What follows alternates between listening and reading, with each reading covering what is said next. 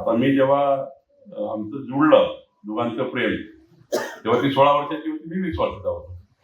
दोघे अल्पवयीन होतो. आता अल्पवयीन असताना सरिताताई तुम्ही साक्षी आहे, आम्ही दोघं कयामत से कयामत पिक्चर पाहायला गेलो.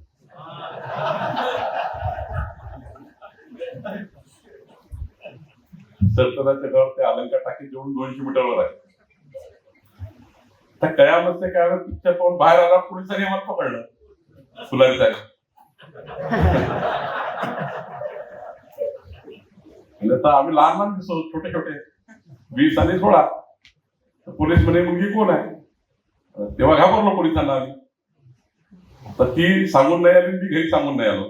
पाहायला गेलो पिक्चर. तर पिक्चर पाहिल्यानंतर पोलिसांनी पकडलं तर अवघड झालं. आता 16 वर्षाची माझी बायको, मी 20 वर्षाचा. ती ना घरी सांगता येत आणि मला ना सांगता येत काय केलं आम्ही. पिक्चरच पाहिला होता.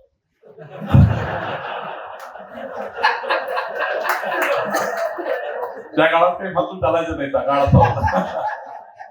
आता हा काळ 40-35 वर्षापूर्वीचा काळ.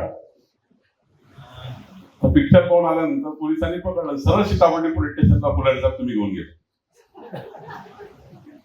तिथे कारण नसताना माझ्यावर अल्पवयीन मुलगी पळवून नेली म्हणून केस लावली. हा, पळवून नेली. 363, 367 टाकायचं पोलिसांच्या वाजेत. 363, 367.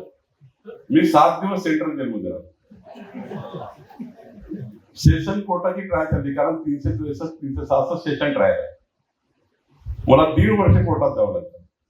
माझी बायको जी झाली आहे ती वारंवार सांगायची, मी पळून नाही आलो, मी दोघे पिक्चर पाहायला आलो, मला कोणी पळून नेलं नाही. पोलिसांना ती वारंवार सांगायची, मी काही पळून नाही आली आहे, मी पिक्चर पाहायला आली आहे. पण नाबालिक मुलीचं बयान घेते कोण? तिच्या आई वडिलांचं बयान घेतलं. आई वडिलांनी सांगितलं हो ही. आता नाबालिक असल्यामुळे तिचं त्यावेळी पोलिसांनी बयान काही एक्सेप्ट केलं नाही. आणि पोलिसांनी आई वडिलांचं बयान घेतलं, तिच्या भावाचं बयान घेतलं. आई वडिलांना काही माहित नाही, भावाला काही माहित नव्हतं काय झालं, हे पिक्चर पाहायला गेली की कशाला गेली. त्यांनी स्टेटमेंट देऊन टाकलं, होय आमची मुलगी गायब झाली. तर खरं तर अशा घटना घडतात जीवनामध्ये.